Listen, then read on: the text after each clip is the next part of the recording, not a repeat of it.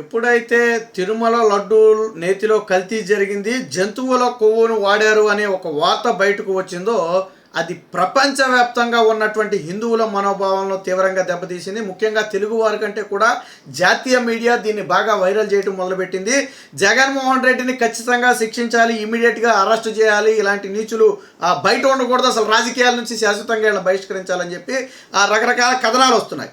అయితే ఎప్పుడైతే జగన్మోహన్ రెడ్డి ఊహించని విధంగా ఇది డ్యామేజ్ జరిగిందో, ఎప్పుడైతే జగన్మోహన్ రెడ్డి బండారం బయటపడి జాతీయ స్థాయిలో ఇదొక వైరల్గా మారిందో, జగన్మోహన్ రెడ్డి బయటకు వచ్చి నోరు విప్పాల్సిన పరిస్థితి. వాస్తవానికి జగన్మోహన్ రెడ్డి అన్ని విషయాలకు నోరు విప్పడం. మీరు గుర్తుపెట్టుకోండి, వివేక హత్య కేసు ఫర్ ఎగ్జాంపుల్ తీసుకోండి. జగన్మోహన్ రెడ్డి ఏ రోజైనా వివేక హత్య కేసు గురించి మాట్లాడా? ఎన్నికల సమయంలో ఒక్కసారి మాట్లాడాడు తప్ప వివేక హత్య కేసు గురించి మాట్లాడు. ఆ కేసును పక్క రాష్ట్రానికి బదిలీ చేసిన మాట్లాడు, అవినాష్ రెడ్డిని అరెస్ట్ చేయడానికి పోలీసులు వచ్చినా మాట్లాడరు, ఆయన తట్టిన పోలీసులు అరెస్ట్ చేసినా మాట్లాడు. సో దాని గురించి ఎప్పుడు జగన్మోహన్ రెడ్డి మాట్లాడాల, వివేక హత్య కేసు గురించి. అలాగే కొన్ని కీలక విషయాల గురించి ఎప్పుడు కూడా ఇప్పుడు వాళ్ళ నేతలు అసాంఘిక కార్యకలాపాలు చేస్తూ మహిళల పట్ల అసభ్యంగా ప్రవర్తిస్తూ గోరంట్ల మాధవ్ కానివ్వండి, లేదా విజయసాయి రెడ్డి కానివ్వండి, అంబటి కానివ్వండి, అవంతి కానివ్వండి, లేదా దువ్వాడ కానివ్వండి, వీళ్ళందరూ కూడా రెడీ హ్యాండెడ్గా దొరికిపోయారు. ఏ రోజైనా పోనీ ఖండించాడా? ఏ రోజైనా దాని గురించి నోరు విప్పడు. కానీ నిన్న తిరుమల లడ్డూ విషయంలో జగన్మోహన్ రెడ్డి పీక మీద కత్తిలాగా మారటంతో తప్పని పరిస్థితుల్లో ఒక ప్రెస్ మీట్ పెట్టాడు. విచిత్రం ఏంటో తెలుసా? ఈ ప్రెస్ మీట్కి ఒక నోట్ ఇచ్చారు. ఏమనో తెలుసా? గది చిన్నగా ఉండటం వల్ల కొంతమంది పిలిచిన వాళ్ళు మాత్రమే ప్రెస్ మీట్కి రావాలి, మీరెవరు ఓన్ కెమెరాస్ కానీ వీడియో కెమెరాస్ కానీ తీసుకురావాల్సిన అవసరం లేదు, ఫుటేజ్ మొత్తం అయిపోయిన తరువాత మేమే మీకు ఫీడ్ ఇస్తామని చెప్పారు. అంటే ఇది లైవ్ ప్రెస్ మీట్ కాదు, మీరు ప్రశ్నలు అడగాలనుకున్న వాళ్ళు మాత్రం రండి, అది ఉద్దేశం. అది కూడా మేము ఇన్విటేషన్ ఇచ్చినటువంటి విలేకరులకు మాత్రమే. ఎవరికి ఇస్తారు ఇన్విటేషన్? వాళ్ళు సాక్షికి, ఎన్టీవీకి, TV9కి, వీళ్ళకే కదా వీళ్ళు ఇన్విటేషన్లు ఇచ్చేది. వాళ్ళకి మాత్రమే ఇన్విటేషన్ అవుతుంది. ఆ రిపోర్టర్లు మాత్రమే సగం ఊపుకుంటూ చేతులు నలుపుకుని వెళ్ళాలి. ఎందుకని? కెమెరాలు పట్టుకురావద్దన్నారు కదా, కెమెరాలు తేకూడదంట, కనీసం మాట్లాడేటప్పుడు ఒక ఫోటో కూడా తీయకూడదంట, వీడియో కెమెరాలు అసలే వద్దంట. మొత్తం అయిపోయిన తర్వాత ఆ ఫీడ్ ఇస్తారంట, తర్వాత మీరు వేసుకోవటమే. జగన్మోహన్ రెడ్డి ప్రెస్ మీట్ అని చెప్పి మీరు వేసుకోవటమే. ఎందుకు జగన్మోహన్ రెడ్డి లైవ్ ఇవ్వలేదు నిన్న? ఎందుకు ఇవ్వలేదంటే మాట్లాడేటప్పుడు దొరికిపోతాననే భయం. అయినప్పటికీ దొరికిపోయాడు.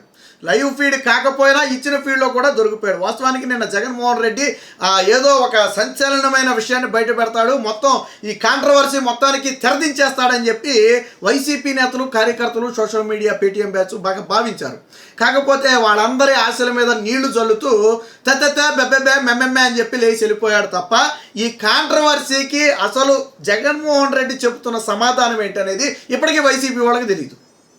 జగన్మోహన్ రెడ్డి కాంట్రవర్సీ మీద ఏం స్పందించాడంటే వైసీపీ వాళ్ళకి కూడా తెలియదు. ఎందుకని? ఆయన ఏం స్పందించాడో ఎవరికీ తెలియదు.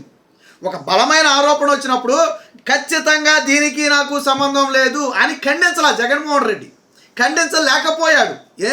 ఏమని జగన్మోహన్ రెడ్డి ఫైనల్గా మీటింగ్ మొత్తం సారాంశం ఏంటి? ఒకటే, ఇన్ని రోజుల తర్వాత రిపోర్ట్ ఇప్పుడు ఎందుకు బయట పెట్టారు?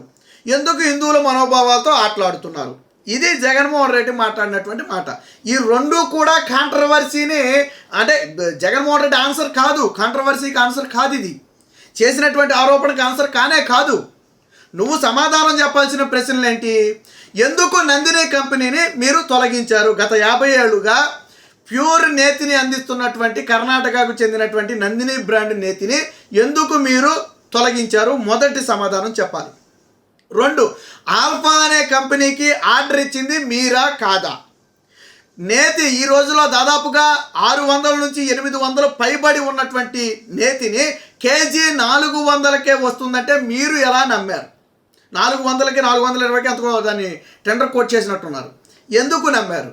నందిని కంపెనీని కాంట్రాక్ట్ని తొలగించేటప్పుడు హెచ్చరిక చేసిందా లేదా? మాకంటే ₹1 ఎవరైనా తక్కువ ఇచ్చినా అది ఖచ్చితంగా కల్తీ జరిగే అవకాశం ఉంది అని హెచ్చరించిందా లేదా? ఎందుకు దాన్ని మీరు పెడచెవిన పెట్టారు? నెక్స్ట్, ఎందుకు టీటీడీలో వస్తువుల నాణ్యత జరగటం లేదు? ఎందుకు టీటీడీలో నాణ్యత జరగటం లేదు? ఎందుకు నాణ్యతకు సంబంధించిన రిపోర్ట్లు గతంలో లేవు? అలాగే మీ హయాంలోనే టీటీడీ లడ్డు టేస్ట్ లేదని ఆరోపణలు వచ్చిన మాట వాస్తవమా కాదా? టీటీడీ ఈవోగా ధర్మారెడ్డి ఉన్నప్పుడే అనేక ఫిర్యాదులు మీకు వచ్చాయా లేదా? ఎందుకు దాని మీద అప్పుడు విచారణ చేయలేదు? ఎందుకు లడ్డు నాణ్యత తగ్గుతుందని ఎందుకు ఇప్పటి ప్రభుత్వం తీసుకున్నట్టుగా మీరు యాక్షన్ తీసుకోలేదు? ఈ ప్రశ్నలకు జగన్మోహన్ రెడ్డి సమాధానం చెప్పాలి. అలాగే మొన్న మీరు అక్కడ పంపిన 1,00,000 లడ్డూలు ఉన్నాయి కదా, ఎక్కడికి? రామ మందిరానికి. అవి కూడా కల్తీ లడ్డులే కదా, కల్తీ కాదని మీరు చెప్పగలరా? జగన్మోహన్ రెడ్డి ఎక్కడా కూడా కల్తీ కాలేదని బలంగా ఖండించరా? జగన్మోహన్ రెడ్డి సమాధానం చెప్పాల్సింది ఏంటి? తన హయాంలో ఇప్పుడు నేను అడిగినటువంటి ప్రశ్నలకు జగన్మోహన్ రెడ్డి సమాధానం చెప్పాలి. ఇప్పుడు నేను చెప్పిన ఏ ప్రశ్నలకి సమాధానం చెప్పలా. నందినిని ఎందుకు తొలగించారంటే సమాధానం చెప్పలా.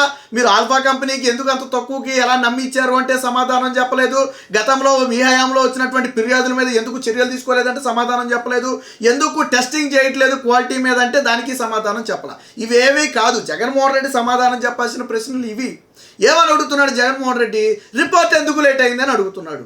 నిజంగా నీవు ఇక్కడ ఒక లాజిక్ ఆలోచించు. నిజంగా దీన్ని రాజకీయం చేయాలి అనుకుంటే రిపోర్ట్ వచ్చిన మన్నాడే బయట పెడతారు కదా, అప్పుడు మాత్రం నువ్వు పీకేదేముంటుంది? దీన్ని రాజకీయం చేయాలనేది కూటమి ఉద్దేశం కాదు. వాస్తవానికి ఇలాంటి సెన్సిటివ్ ఇష్యూ, ఇది కోట్లాది మంది భక్తుల మనోభావాలకు సంబంధించిన ఇష్యూ. అలాంటి ఇష్యూ మీద మనం ఒక విమర్శ చేసేటప్పుడు 1కి 100 సార్లు ఆలోచించాలి. ఆ రిపోర్టుల్లో ఉన్నది ఎంతవరకు వాస్తవం ఏంటనేది పూర్తిగా పరిశీలించుకోవాలి. ఆ తర్వాత రావాలి. అంతేగాని నిన్న వచ్చేసింది కానీ ఉన్నట్టుండి ఈరోజు పెట్టేసి రేపొద్దున అది కాదు, అదేదో తప్పు ఉందని తేలితే అబాసు పాలవదు కదా ప్రభుత్వం. కాబట్టి దానికి లేట్ అయ్యి ఉండొచ్చు. ఇక్కడ లేట్ ఎందుకు అయ్యిందని అడుగుతున్నావు కానీ ఆ రిపోర్టు తప్పుడు రిపోర్ట్ అని నువ్వు బలంగా చెప్పలేకపోతున్నావే. పోనీ ఏదైతే గుజరాత్లో దీన్ని టెస్టింగ్ చేసిన ల్యాబ్ ఉందో ఆ ల్యాబ్ తప్పుడు రిపోర్ట్ ఇచ్చిందని పోనీ నువ్వు స్టేట్మెంట్ ఇవ్వగలవా? స్టేట్మెంట్ కూడా ఇవ్వలేవు కదా. ఇక్కడ ఇంకొక విషయం ఏంటంటే ఇలా పేటీఎం బ్యాచ్ చేయమని ప్రచారం చేస్తున్నారు. టీడీపీ హయాంలోనే టెస్టింగ్ పంపారు, టీడీపీ హయాంలోనే రిజల్ట్ వచ్చింది, మాకేంటి సంబంధం అన్నారు. కానీ అది జగన్మోహన్ రెడ్డి నోటితో చెప్పలా. ఎందుకని చెబితే తెలిసిపోద్ది. ఎందుకంటే అక్కడ టెస్టింగ్ డేటు టీడీపీ హయాం వచ్చిన తర్వాతే పంపారు. బట్ కాంట్రాక్ట్ సంస్థ ఎవరు తీసుకొచ్చిన కాంట్రాక్ట్ సంస్థ? అది జగన్మోహన్ రెడ్డి తీసుకొచ్చిన కాంట్రాక్ట్ సంస్థ. అప్పటి వరకు నేతిని దాంతోనే తయారు చేశారు. అప్పుడు అనుమానం వచ్చిన తర్వాతే దాన్ని టెస్టింగ్కి పంపారు. అప్పుడు కదా మీ బండారం బయటపడింది. So Jaganmohan Reddy press meet పెట్టి మరింత అబాసుపాలాడు. ఒకవేళ పెట్టకుండా తప్పించుకున్నా జగన్మోహన్ రెడ్డి ఎప్పుడు ప్రెస్ మీట్లు దేనికి పెట్టరు కాబట్టి ఆయన నైజం అంతేరా అని ప్రజలు సర్ది పెట్టుకుందరేమో.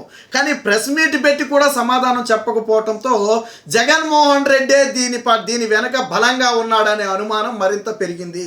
అంటే దీనికి వివరణ ఇవ్వాల్సింది పోయి జగన్మోహన్ రెడ్డి మరింత నమ్మకం పెంచాడు. అవును కల్తీ జరిగిందనే విషయం మీద మరింత నమ్మకం పెంచాడు. కాకపోతే పేటీఎం బ్యాచ్ ఏమో జగన్మోహన్ రెడ్డి అద్భుతమైన వివరణ ఇచ్చాడు, మొత్తం సాల్వ్ అయిపోయిందని చెప్పి వాళ్ళు సోషల్ మీడియాలో ప్రచారం చేసుకుంటున్నారు. కానీ ఫ్యాక్ట్ ఏంటంటే బయట ప్రజలు ఈ జగన్మోహన్ రెడ్డిని నేను అన్నప్పుడు అర్థమైపోయింది వీళ్ళకి. ఓహో జగన్మోహన్ రెడ్డి పాత్ర ఉంది, జగన్మోహన్ రెడ్డి గొంతులో బెరుకు ఉంది, జగన్మోహన్ రెడ్డి దొరికిపోయాడు కాబట్టి జగన్మోహన్ రెడ్డికి నోరు పెగలటం లేదు, అందుకనే తన హయాంలో జరిగిన ఒక్క విషయం మీద కూడా నోరు విప్పలేదని ప్రజలకు చాలా బలంగా అర్థమైంది. మొత్తంగా ప్రెస్ మీట్ పెట్టి మరింత అబాసు పాలవటమే కాకుండా ఇండైరెక్ట్గా మా హయాంలోనే జరిగింది అయితే ఏంటి అన్నట్టుగా ఉంది జగన్ వ్యవహారం తప్ప అందులో ఎటువంటి సమాధానాలు కూడా లేవు.